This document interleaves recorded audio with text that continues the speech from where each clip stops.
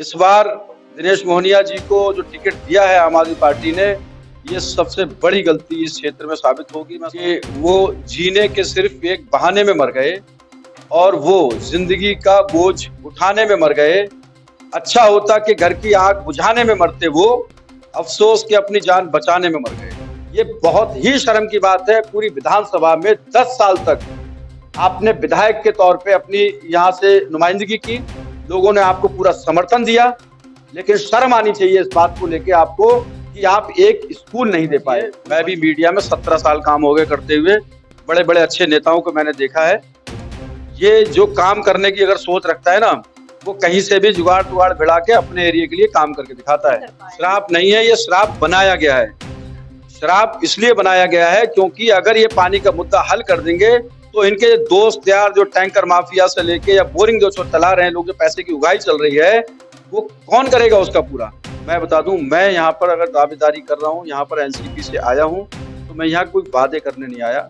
आप यकीन मानो, मैं यहाँ पर वो काम करने आया हूँ जो इनको सिखाने जरूर की मैं कोशिश करूंगा कि तुम काम ऐसे कर सकते थे। संगम विहार विधानसभा के अंदर वो काम करके दिखाऊंगा कि दिल्ली की बाकी विधानसभाएं इस चीज को मिसाल कर देखेंगी कि ये संगम विहार विधानसभा में नया आदमी आकर के विधायक के तौर पर जो काम कर रहा है, ये कहीं ना कहीं वाकई जरूरत थी। संगम विहार के बाद वोट हासिल करके फिर 4 साल गायब हो जाओ, उसके बाद जो चुनाव का टाइम आता है तो 2 महीने 3 महीने पहले निकल के आओ, फिर सड़कों पे तमाम उसके उद्घाटन करना, इस रोड का उद्घाटन करना, कि कभी बारात घर का उद्घाटन करना।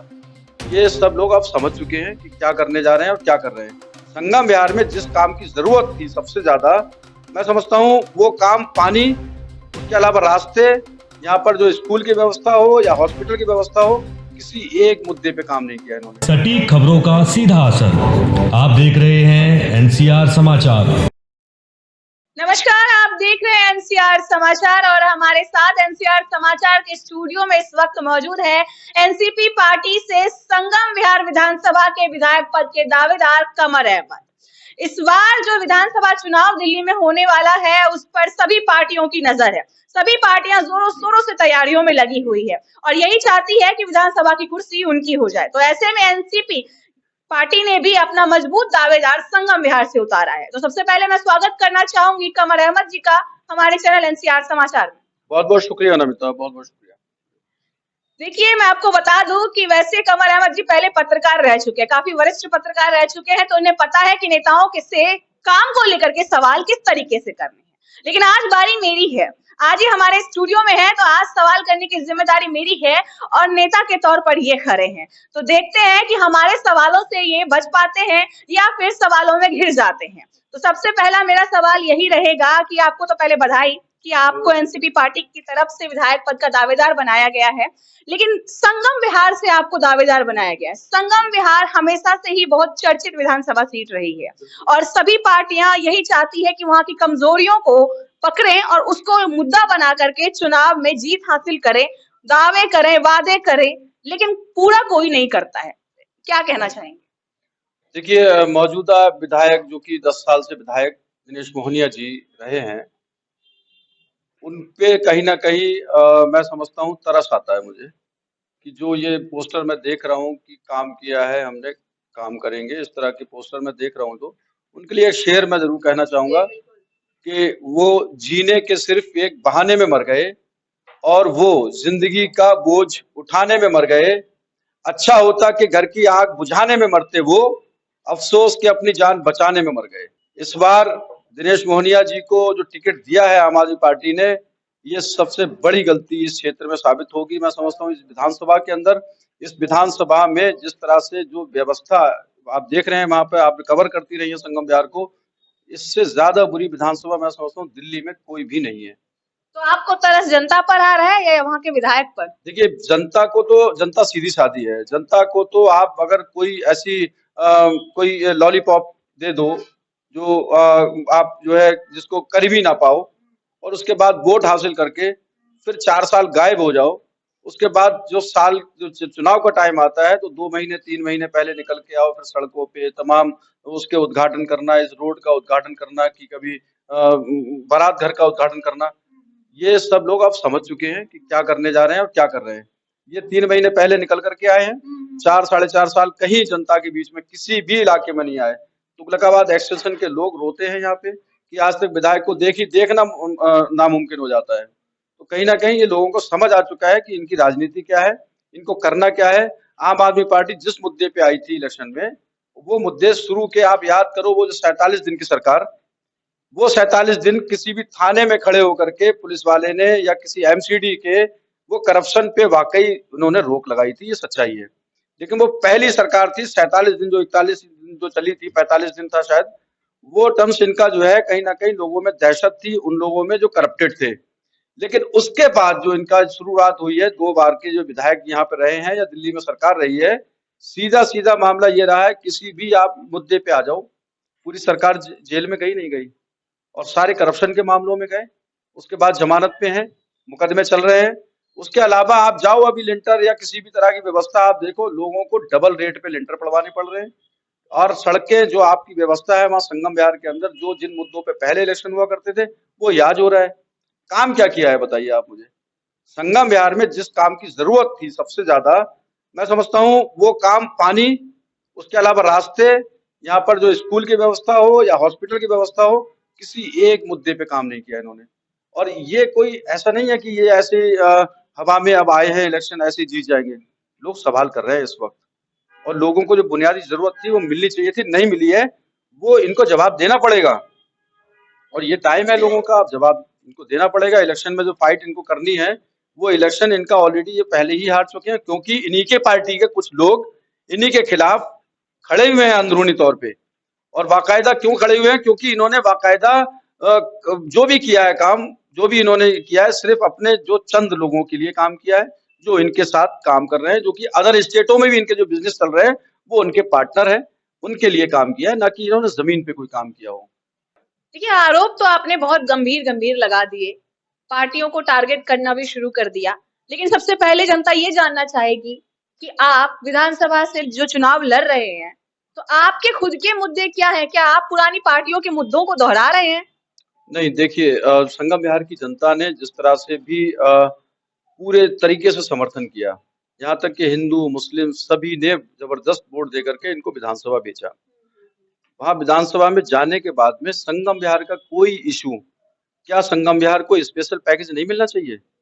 संगम विहार को स्पेशल पैकेज की जरूरत है, क्योंकि संगम विहार का से ज्यादा पिछड़ा हुआ मैं समझता हूँ कोई और विधानसभा नहीं है इस वक्त। संगम विहार के अंदर हमेशा इलेक्शन पानी को लेके ही हो, रोड की जो व्यवस्था है, जो चौड़ाई रोड की जरूरत है चौड़ीकरण की, वो किसी भी हालत में तुमने शुरुआत तो करी थी, लेकिन उसको तुमने पूरी 10 साल निकाल दिए, कभी उसको तुमने करके नहीं दिखाया। उसके अलावा जहाँ पे भी तुमने उद्घाटन किए हैं, उन उद्घाटनों को सिर्फ आपने नारियल फोड़ा, उसके बाद में वहां पर पैसा बर्बाद किया, लेकिन आप बताइए कहाँ पे आपने एक भी स्कूल दिया? तो कुल मिलाकर के मुद्दे वही रहेंगे जो पुराने चल रहे हैं। नहीं, मुद्दे वो आने वाले टाइम में वो नहीं रहेंगे। इन कोई भी जीत करके आए, मैं बता दूं, मैं यहाँ पर अगर दावेदारी कर रहा हूँ, यहाँ पर एनसीपी से आया हूँ, तो मैं यहाँ कोई वादे करने नहीं आया। आप यकीन मानो, मैं यहाँ पर वो काम करने आया हूँ जो इनको सिखाने जरूर की मैं कोशिश करूंगा कि तुम काम ऐसे कर सकते थे, जो मैं करके दिखाने की कोशिश करूंगा। जो मैं काम करूंगा वहां पे इनको ये बताऊंगा कि तुम काम ऐसे कर सकते थे। यहाँ पर संगम विहार के अंदर, क्या संगम विहार में लोग नहीं रहते? क्या इंसान नहीं है वो? आप वही विधानसभा में विधायक जीत करके, जो संगम विहार से विधायक जीतता है, उसी विधानसभा में बैठते हैं ना जाके जहाँ पे ग्रेटर कैलाश का विधायक बैठता है। ग्रेटर कैलाश के विधायक के लिए वही फंड मिलता है जो कि फंड संगम विहार वाले के लिए मिलता है। लेकिन वो फंड कहाँ गया? आप सहूलियत के नाम पे सिर्फ और ये कहो कि मैंने 4 बोर करा दिए, 10 बोर वहां करा दिए।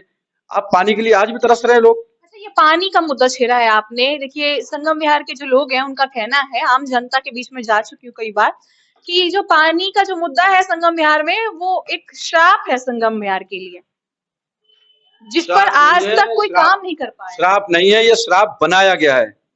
श्राप इसलिए बनाया गया है क्योंकि अगर ये पानी का मुद्दा हल कर देंगे तो इनके दोस्त यार जो टैंकर माफिया से लेके या बोरिंग जो चला रहे हैं लोग, जो पैसे की उगाही चल रही है, वो कौन करेगा उसका पूरा?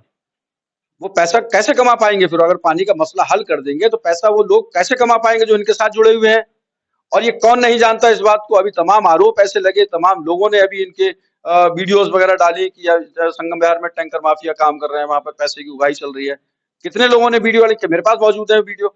मैं ये कह रहा हूं कि इन्हीं मुद्दों पे क्या इलेक्शन होगा? हमारे पास विकास का और कोई रास्ता ही नहीं है। हमेशा आप रोड को जब भी आपका मन करता है 3-3, 4-4 महीने के लिए संगम विहार का रतिया मार्ग खोद के डाल देते हो, जो मन में आता है गली खोद के डाल देते हो। फिर उसको काम कराने के लिए लोग तुम्हारे पास हाथ पैर जोड़ने पहुंचते हैं कि भाई इसको खत्म कराओ, बंद कराओ, रास्ता निकलने में दिक्कत हो रही, लोग गिर रहे हैं। वहां पे एक बुजुर्ग आदमी जिस तरह से भी अगर वहां से निकल सकता है क्या बारिश में, आप बताइए? रोड अगर खुदा हुआ हो वहां पर और रोड में पानी भरा हुआ हो, क्या महिलाएं वो बच्चे निकल सकते हैं वहां से? आपने देखा है ना, हमारा एक पत्रकार साथी है, उसने बोट चलाई थी वहां पे, याद है ना आपको? वो पानी की जो मतलब ना निकासी का कोई रास्ता है, ना पानी पीने का कोई रास्ता है वहां पे, ना फिर आपके पास कोई ऐसा प्लान है कि बच्चे जो छोटे छोटे स्कूल जाते हैं, वो तुगलकाबाद एक्सटेंशन या फिर मदन की दक्षिणपुरी पढ़ाई करने जा रहे हैं, उन बच्चों को आप एक स्कूल नहीं दे सकते? शर्म आनी चाहिए। ये बहुत ही शर्म की बात है। पूरी विधानसभा में 10 साल तक आपने विधायक के तौर पे अपनी यहाँ से नुमाइंदगी की, लोगों ने आपको पूरा समर्थन दिया, लेकिन शर्म आनी चाहिए इस बात को लेके आपको कि आप एक स्कूल नहीं दे पाए उन बच्चों के लिए, जो छोटी छोटी बच्चियां बसों पे लटक के हमने देखी है, यहाँ से स्कूल आती है तुगलकाबाद, और रेड लाइट पे यहाँ पे जाम लगता है उन बच्चों की वजह से। इतना बुरा हाल, छोटे छोटे बच्चे जब पढ़ने आते हैं, उनके माँ बाप कितना मजबूत कलेजा करके भेजते होंगे उनको। आपको खुद सोचना चाहिए था कि विधायक को, आपके पास जमीन पड़ी है, आप बहाना करते हो जमीन नहीं है। मैं दिखाता हूं, मेरे साथ चलिए, जमीन शूटिंग रेंज पर जमीन पड़ी हुई है वहां। उसके अलावा आप रतिया मार्ग पे एंट्री करेंगे, यहाँ जमीन पड़ी हुई है। आपकी सोच नहीं है इस तरह की, आपने काम नहीं करके दिखाया, और इस बार जनता आपको हर हाल में जवाब देगी। देखिए, एक सबसे अहम मुद्दा है, जन्म लेने के लिए हॉस्पिटल की जरूरत होती है और मरने के बाद इंसान को शमशान की जरूरत पड़ती है। ये दो मुद्दे ऐसे हैं जिस पर जनता चाहेगी कि अगर कोई आता है वहां पर नया नेता या नया विधायक, तो वो उस पर काम करे। क्या उस पर एनसीपी के तरफ से काम होगा अगर आप आते हैं? देखिए, मैं संगम विहार विधानसभा के अंदर एक एक काम मेरे पास नोटेड है कि यहाँ की जरूरत क्या है। असल में यहाँ पर सबसे ज्यादा जरूरत जो है, यहाँ पे रोड की व्यवस्था खराब है। लोग अंदर से कॉलोनी से जब बाहर निकल के आते हैं, उनका निकलने में, काम करने में, जाने में, या बुजुर्गों को निकलने में, या महिलाओं को निकलने में, या बच्चों को स्कूल जाने में जो परेशानियां वहां पर हो रही है, सबसे पहले तो रोड का चौड़ीकरण करूंगा मैं। उसके अलावा पानी की जो व्यवस्था, जो गाना गाते हैं पानी पानी, संगम विहार के एक एक आदमी के घर पानी पहुंचाने का काम करूंगा मैं। उसके अलावा संगम विहार के अंदर जो स्कूल की जरूरत है, जहाँ पे स्कूल में एक नहीं कम से कम 3 स्कूल दूंगा संगम विहार में, आप यकीन माने, क्योंकि मुझे सब जगह मेरी नजर में है कहाँ पे है जगह। उसके अलावा मैं बता दूं आपको, संगम विहार के अंदर आप हॉस्पिटल के लिए बताइए, आप मुझे, जो महिलाएं डिलीवरी के वक्त में जिनको पीड़ा होती है और वो निकल करके संगम विहार से, रास्ते में कितना जाम लगता है, इमरजेंसी हालत होती है ना उस वक्त, उनको फौरन हॉस्पिटल की, मेडिकल की जरूरत होती है। आपको शर्म नहीं आती है कि एक हॉस्पिटल आप संगम विहार के अंदर दे सकते थे? एशिया की सबसे बड़ी कॉलोनी है ये। आपने संगम विहार के अंदर इतनी जमीन होने के बावजूद आपने एक हॉस्पिटल ऐसा नहीं बनाया कि वहां पर महिलाओं के लिए कम से कम डिलीवरी के लिए एक अच्छा साधन बन जाता। आपकी सोच नहीं है काम करने वाली। मैं करूंगा ये, मैं ये एक हॉस्पिटल वहां पर, स्कूल की व्यवस्था से लेकर के पानी की व्यवस्था हर हाल में मैं ठीक करूंगा, रोड का चौड़ीकरण कराऊंगा। और सबसे बड़ा मुद्दा आपने जो अभी उठाया था, आपने कहा शमशान और कब्रिस्तान। एक कब्रिस्तान संगम विहार में है, संगम विहार के कब्रिस्तान में कब्रिस्तान कमेटी ने एक शेडिंग वहां पे लगाई, और इनको बताया भी गया कि आप उस कब्रिस्तान की थोड़ी सी उसमें हिफाजत करवा दें, उसमें कुछ काम करवा दें। इन्होंने वो काम नहीं कराया। इन्होंने वहां पर शेडिंग जो जिन लोगों ने लगाई थी अपने पैसे से, वन विभाग ने आकर के वो तोड़ दी, जबकि वन विभाग जो है दिल्ली सरकार के अंडर में है। इन्होंने उसको टूटने दिया, लोगों की जो भावनाओं को इन्होंने समझा नहीं और उसको टूटने दिया। उसके अलावा मैं बताऊं आपको, क्या संगम विहार के लोग शमशान के लिए ऐसी तरसते रहेंगे? संगम विहार में शमशान है क्या, आप बताइए? एक शमशान जो है उस पर भी कार्रवाई कुछ दिन पहले हुई थी। वहां पे कुछ लोगों ने वो उसको थोड़ा सा बना दिया था, गेट वगैरह उसको तोड़वा दिया, वहां पे एक चबूतरा टाइप का कुछ बनाया था, तो वो मुझे मालूम हुआ कि वो उसमें कुछ तोड़फोड़ करी है। अब आप मुझे ये बताइए, शमशान, इतनी बड़ी कॉलोनी में इतना बड़ा तबका हमारा हिंदू भाई रहता है, मुस्लिम भाई रहता है, उनको शमशान के लिए, कब्रिस्तान के लिए अगर तड़पना पड़े, अपने प्रियो को लेकर के, अगर मौत के बाद में वो लेकर के वो कालका मंदिर पे जाए या तमाम और जगहों पे जाए, क्या संगम विहार जैसी जगह पे एक शमशान नहीं मिल सकता? ये सिर्फ काम नहीं करने की एक वो है कि जमीन नहीं है। जमीन हमें पता है कहाँ कहाँ जमीन पड़ी हुई है। जमीन का जो शूटिंग रेंज पे जिस तरह से वहां पे हमने देखा है, वहां पे किस तरह से कब्जे भी हुए, और वो जमीन तमाम जो पड़ी हुई, क्या वन विभाग से जमीन ले नहीं सकते? जो जरूरत की चीजें हैं, अभी मेट्रो निकल रही है यहाँ से, मेट्रो को जो जमीन चाहिए थी, मेट्रो को मेट्रो बनानी थी, उन्होंने जमीन ली ना लोगों, मतलब उन विभागों से। यहाँ तक एयरफोर्स तक से जमीन ले ली उन्होंने।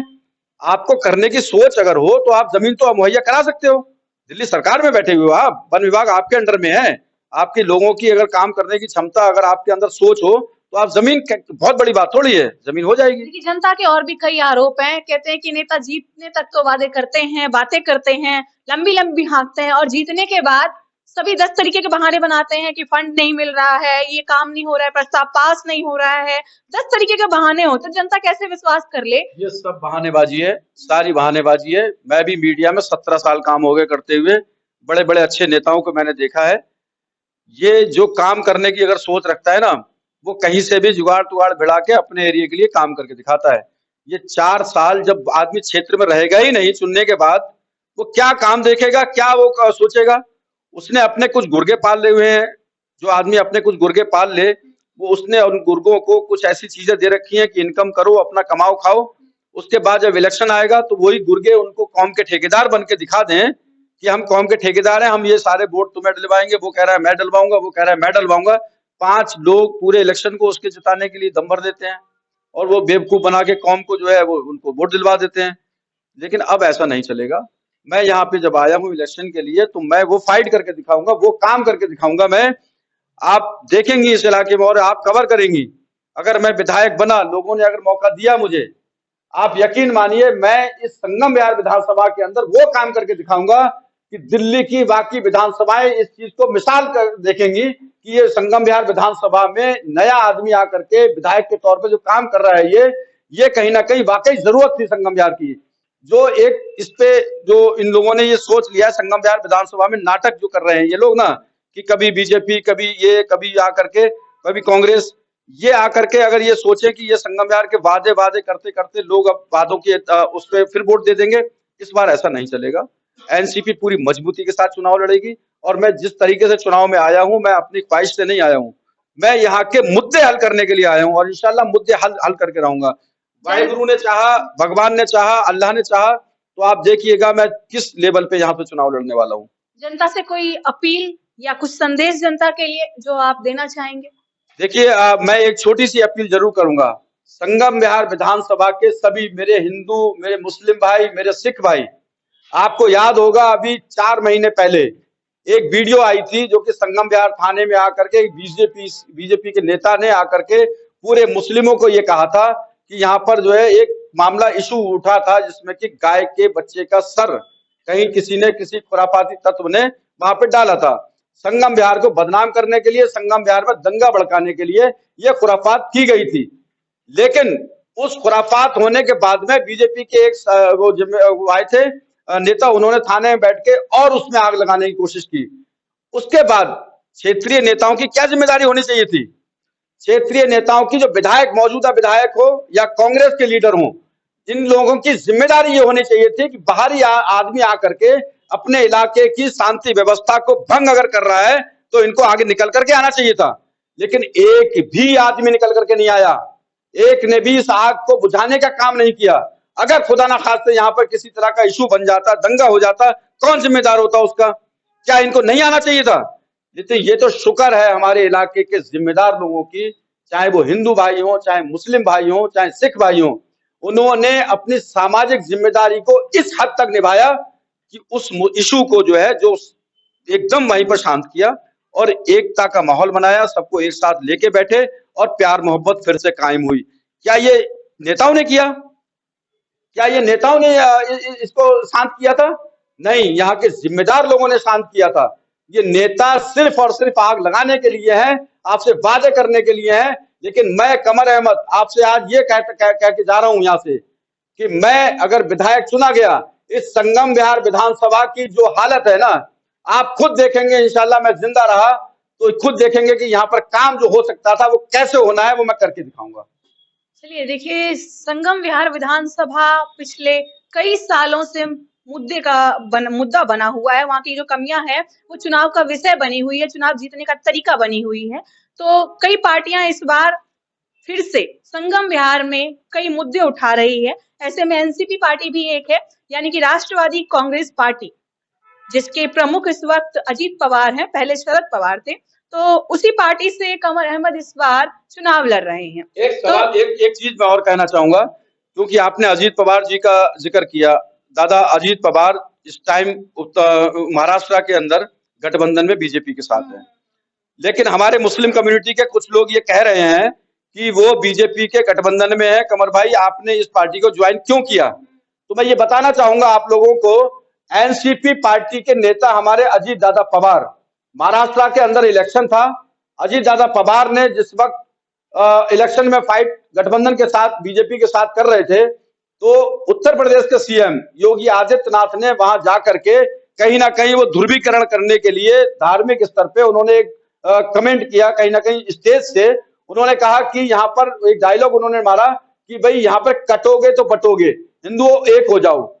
लेकिन अजीत दादा पवार गठबंधन में होने के बावजूद, गठबंधन में थे उसके बावजूद उन्होंने स्टेज से ये बात कही कि यहाँ पर ये राजनीति नहीं चलेगी, ये महाराष्ट्र है, उत्तर प्रदेश नहीं है, यहाँ पर सब एक थे, एक हैं और एक रहेंगे।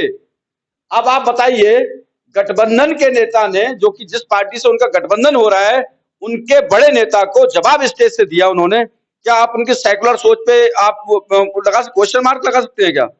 वो किसी भी हालत में, किसी भी तरीके से, किसी भी एक पक्ष के लिए नहीं है। अजीत दादा पवार की सोच हमें मालूम है कि वो सेकुलर इंसान है, और कहीं ना कहीं उनकी सेकुलर होने का एक दावा मैं बता देता हूं। महाराष्ट्र के अंदर कम से कम कितने कई विधायक अभी उनकी पार्टी से जीत करके आए हैं, और यहाँ तक के बाबा सिद्दीकी के बेटा अभी उन्होंने इलेक्शन वहां से इसी पार्टी से, हमारी पार्टी से लड़ा है। उसके अलावा नवाब मलिक की दोनों बच्ची, एक बेटी एक बेटा, उन्होंने भी इलेक्शन इसी पार्टी से लड़ा है।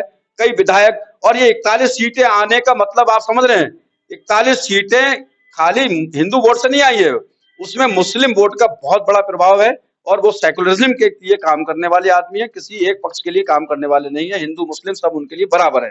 चलिए देखिए, विधानसभा चुनाव अब बेहद नजदीक है और पार्टियों की तैयारियां जो है वो अब इसके अलावा मैं एक छोटी सी बात और कहना चाहूंगा, छोटी सी बात। दिल्ली के लिए इलेक्शन में जो हम फाइट कर रहे हैं, दिल्ली में हमारी प्रदेश की जो टीम है, हमें जो लीड कर रहे हैं दिल्ली प्रदेश के अध्यक्ष श्री वीरेंद्र सिंह जी, उनकी सोच आप समझेंगे, उनकी सोच भी इस तरह की सेकुलरिज्म को लेकर के है कि इस तरह से हिंदू मुस्लिम सभी उनके साथ बैठते उठते हैं। पुराने बहुत बड़े संगठन चलाने वाली शख्सियत है। यहाँ पर जिस तरह से उन्होंने अपनी सोच को एक तरह से सबको जोड़ने की जो कोशिश की है, वो कहीं नहीं दिखाता। हम भी पत्रकारिता कर रहे हैं, हमें भी इतना ज़हन है कि हमें किसके साथ कहाँ बैठना है, क्या करना है। उनकी सोच के साथ हम जुड़े हैं, क्योंकि उनकी आइडियोलॉजी जो है वो सबको साथ लेके चलने की है। देखिए, दिल्ली विधानसभा चुनाव की तारीखों की घोषणा बेहद जल्द हो जाएगी। समय अब ज्यादा नहीं रह गया है और पार्टियों की तैयारियां जोरों शोरों से चल रही है। तो विधानसभा संगम विहार में एनसीआर समाचार ने कई बार देखा है, कई बार ऐसे सवाल सुने हैं, जनता की शिकायतें सुनी है कि काम नहीं हो रहा है।